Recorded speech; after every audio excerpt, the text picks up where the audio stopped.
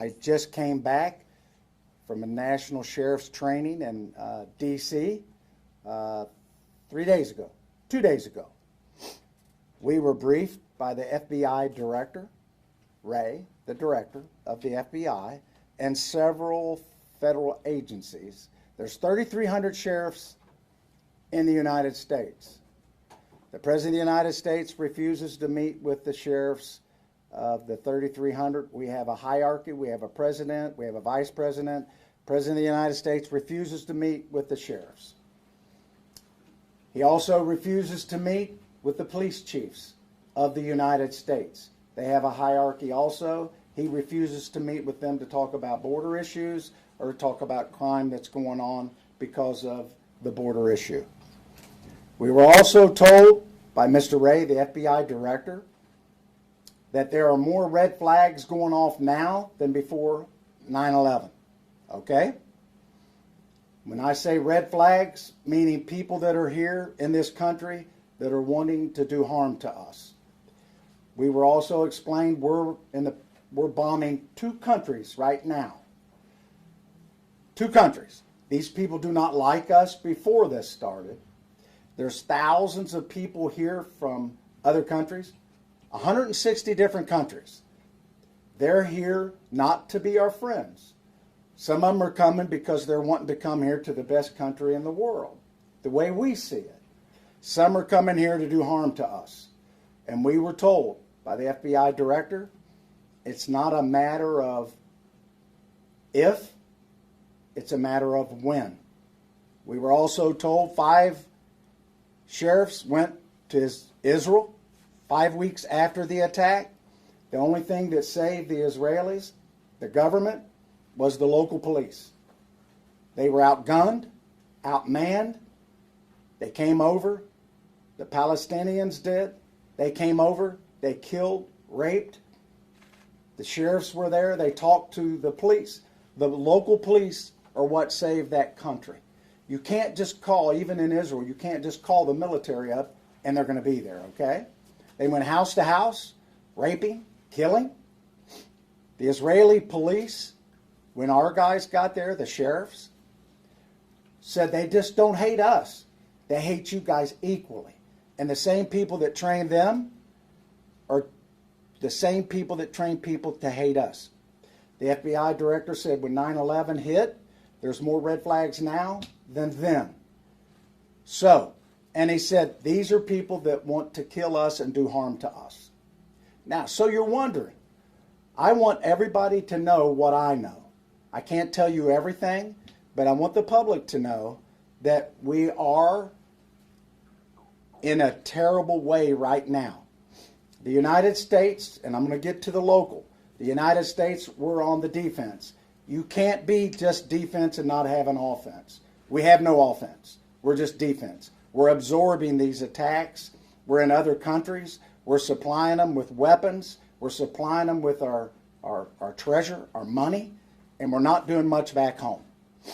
So, with that in mind, we were also told that they're going, this is from the federal government 3 days ago, they're going to attack our elections, which they've always done that, just not the national. They're going to go into the locals. They encouraged us to talk to our local election officials and be prepared as much as they can for cyber attacks.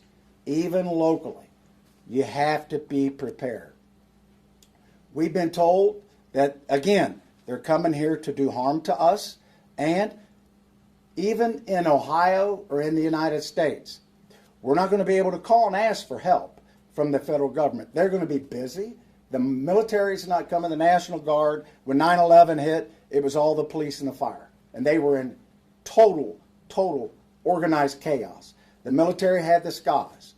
And I don't want, somebody asked me, am I like Doomsday Jones? And I said, no, I'm not like Chicken Little. I want you to know what I know. And if you don't believe what I'm telling you, that's okay. You can do what the Israeli citizens done.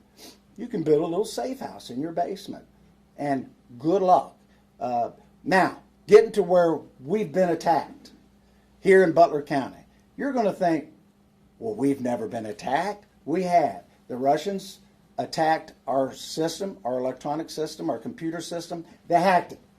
They also are trying to hack, just not ours, and we were down for 2 months, just a paper. Hacked our dispatching, hacked everything. Now, was that to help us? No, it wasn't to help us. It was to hurt us and cause chaos.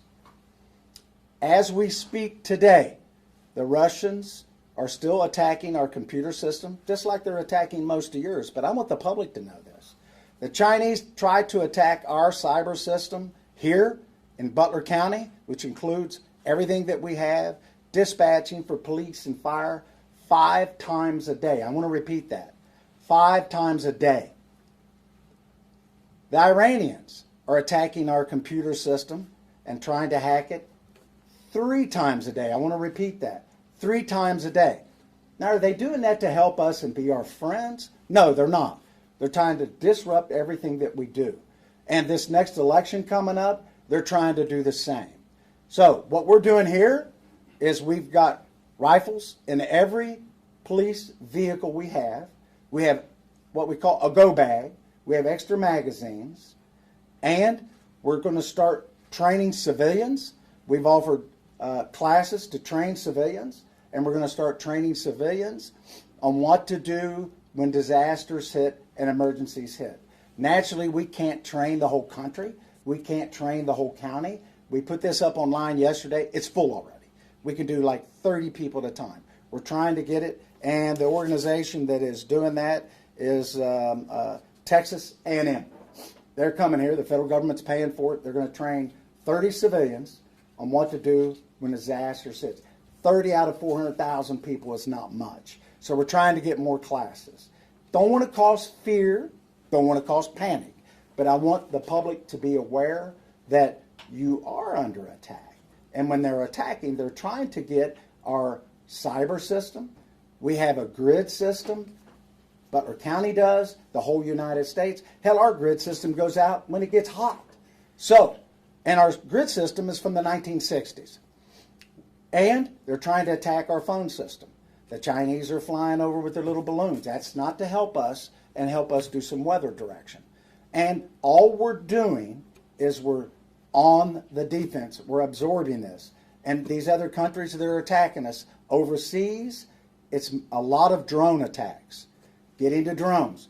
You know how much technology that local law enforcement has on drones? 0. We can fly drones, and most police departments and sheriff's offices have drones. We can't detect drones. Hell, they look like a bird in the sky. We can't make the drones stop. We can't stop them. When you see football games on TV, the national football games, they call timeout to stop the drones. Hell, my grandkids have drones. Everybody has drones. We have no technology. The federal government doesn't share any of the drone technology with us. So what we're going to do is we're reaching out to the private industry, and we're going to see if we can get anything that can detect drones and how we can stop drones. Now, again, it's not to scare people. This is the truth. Everybody in this room, the news media, you guys get hacked. They try to hack you. One of the local channels in Cincinnati was hacked. They were down to paper for several weeks. Just paper. When we were hacked, we were down to paper. Our computer system, our dispatching, all hacked. Again, that's being attacked by foreign countries. You wouldn't think that a foreign country would be attacking us. The public needs to know we're being attacked every day. Now, people that are here to do us harm, do we expect? I've been to the border 3 times. People are not just turning themselves in. They're actually called gotaways. And some of them are getting through with backpacks and packs. Now, are they bringing groceries with them? We don't think so. We believe the ones that don't want to get caught, there's a reason for that. We believe they're a good, strong possibility they're bringing something here to cause us harm. You have to believe that. China has safe houses in every state in the United States. Now, after I discuss that, I'm going to take questions. But there's 3 things I'm going to be asking the state of Ohio to do on the offense, not just the defense.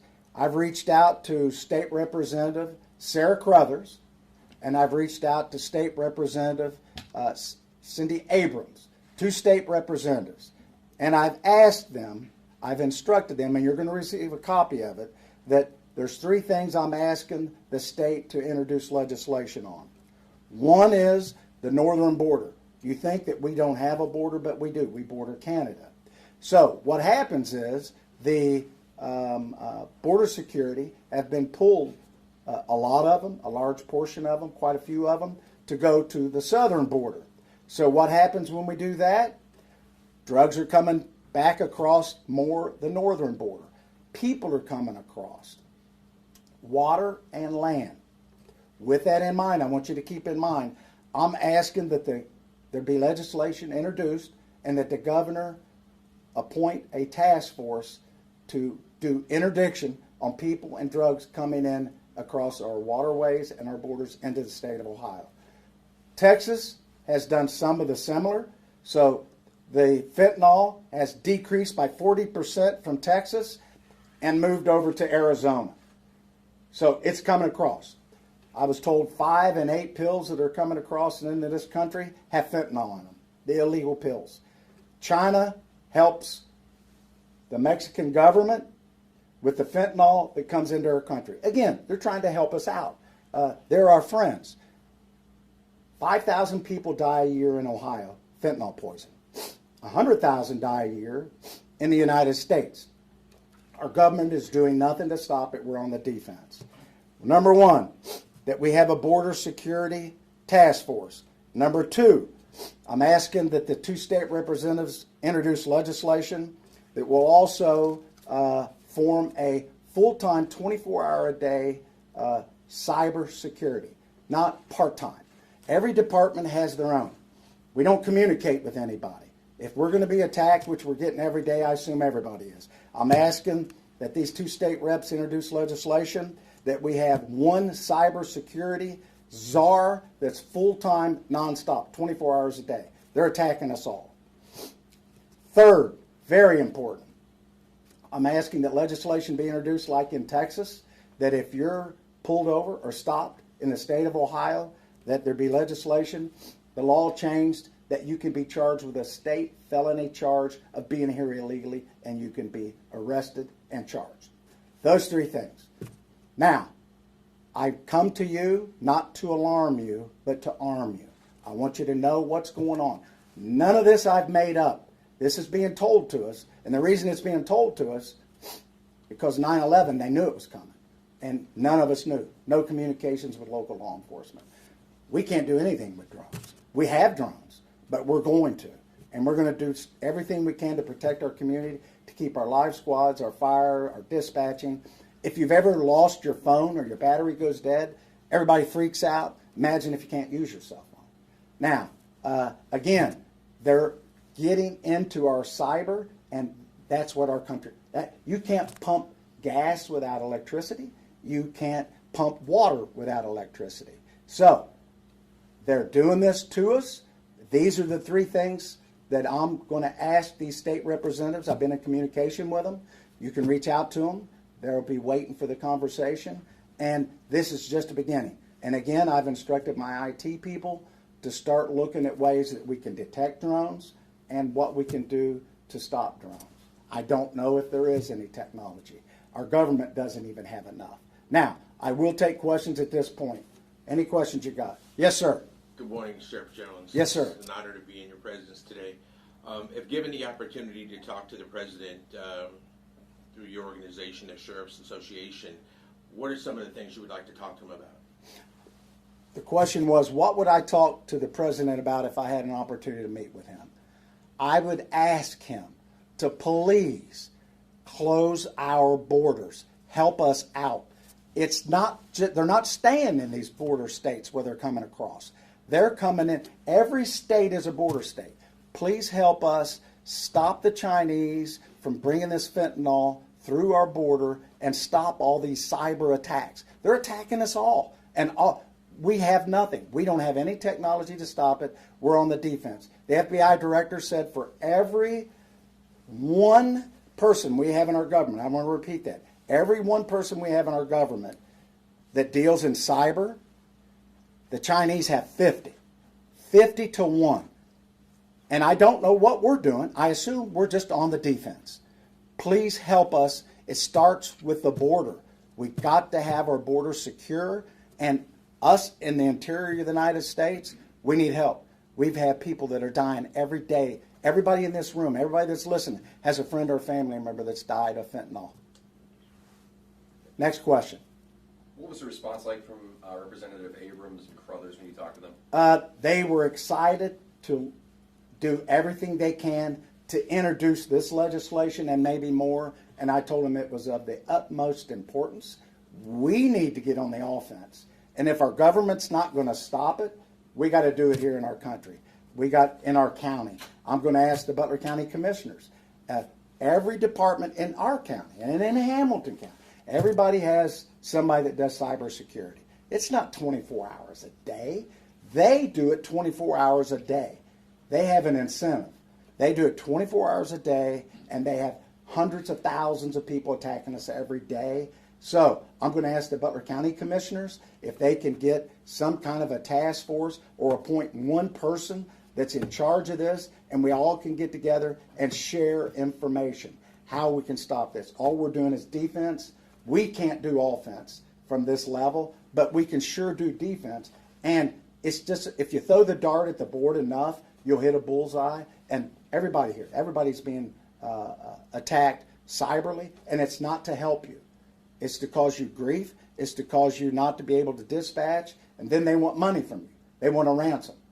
We didn't give them a ransom, so they released all of our information. And the FBI, you know what they told us? We don't recommend ransom, but some people do it. So, next question. You mentioned that you're going to have some conversations with the Butler County Commissioners, but have you already shared with them what you learned in D.C.? I've shared with one of them what I've learned, and I'm going to meet with a group of them, and I'm going to tell them what I've learned, but they already see that by what you're doing here today, and the public's going to see it. We're going to put it out. We want everybody to know what we're doing, and everybody, we all need to be on the same page. We can't just have, I think the state of Ohio has a part-time person, a part-time group, and they meet on occasion. You know how much shared information we get from that? Zero. We should all be on the same information. I'm going to ask the commissioners to form a committee immediately and appoint or hire somebody. That's all they do is security, cyber security. Somebody that can do it, not somebody that's working in the parking garage and parking cars and they get appointed to that job. We want real people. We're meeting with experts in the field as we speak, and we're trying to share resources and gain more information. I'm not going to tell you who they are, but I want everybody to know in our country that I'm doing everything that I can. I'm one sheriff of 3,300 sheriffs, but I have a very large mouth, and I want everybody to know what I know. I want you to know what the FBI told us just 2-3 days ago. This is pretty fresh information. And if you don't think that we're under attack, we are. And we train for mass shootings in schools, we train for mass shootings in the malls, but we don't train for multiple shootings or multiple attacks. And the National Guard's not coming to your community to help you unless it's a flood or disaster, and you're on your own for about 7 days. And if you remember 9/11, which a lot of you don't, they were on their own. And the police is your last line of defense, police and fire. We're training right now for hazmat. We're the police, and we've been training for hazmat. We have hazmat equipment. We belong to the Hamilton County hazmat team, and we're training for chemicals because we have people that are driving trucks in this community and all over the United States that don't even speak English. They can get driver's license. They can take the test. I don't know if they're here illegally or not. So I give you that information. It's a lot to fathom what's going on, but I am asking that you put this information out to the public. The class that we had were full. It filled up last night, and we could probably do 5,000 people in that training. People want to know what they do when your cell phone doesn't work. If you've lost your cell phone in your house, you almost puke because you can't find your cell phone. Imagine not being able to use your cell phone. And imagine not being able to do dispatching. No electricity in the winter. I mean, not to scare people. It's not to alarm you. It's to arm you. Sheriff, does the analogy of see something, say something to all Americans especially in the Ohio regions, Hamilton County, Montgomery County, and the like, see something, say something? Is there a number individuals can call if they see something Yes. very unusual? There is, and we're going to give that to you before you leave. There's a number to call, and we had an incident a week ago, and we depend on the public. We put information out all the time. We communicate with the media. You help us get that information out when we're looking for people. When people are murdered and there's mass shootings and we're looking for suspects, we have to determine, can we put that out? Should we put it out? We need to put it out, and we depend on you to put that out. And if you do see something, pay attention to where you're going. Pay attention to what you're doing. Pay attention to who lives next door to you. And people are here to do us harm. And that's not a scare tactic. They are. They come across our border, and they're not coming across and all turning themselves in. These are people that are coming across to cause us havoc. You can't just be poor and walk across the border because you come from a poor country. The drug cartel controls that. They will kill you. You have to pay, either be an indentured servant or your family. They will kill you. And the Mexican government is not our friends. They're not here to help us. They're not in charge anyway. It's the drug cartel. Next question. What are some of the basic, bare necessities people need to do to be prepared? That they can't go to your class? Here, What are some of the I'm going to tell you some basic things you need to do to prepare. Just like when the power goes out or there's a tornado, they always tell you to keep enough food and water in supply. And this isn't doom and gloom. This is common sense. You might want to look at, as far as your phones, if they're working. If you don't have electricity, they have batteries, but they're only good for so long. You might look at solar charging devices. You might look at some foods that you can get that you can just mix up, like when you go camping or survival. We're not to that point, but we need to be prepared, and you need to look at it. And you need to, most people would freak out without their cell phones. And if you can't dispatch the police, our towers are down, they're hacking our communication system. I mean, I'm not making that up. And they're trying to hack yours. They want us to be in chaos. They're trying to hack our elections, local elections. If local elections have issues, they always talk about the national, but they want you to feel it in the heartland. Really scare the hell out of you. Next question.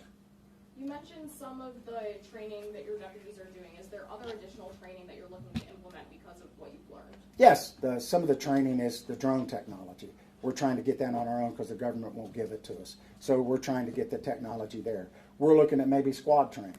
We train for school shootings, what to do when we get there, or mall shootings. We're going to look at things a little differently when we get there, maybe squad training. We're going to ask the government if they can share with us, but they're kind of busy. They hire the wrong people. They're just on defense.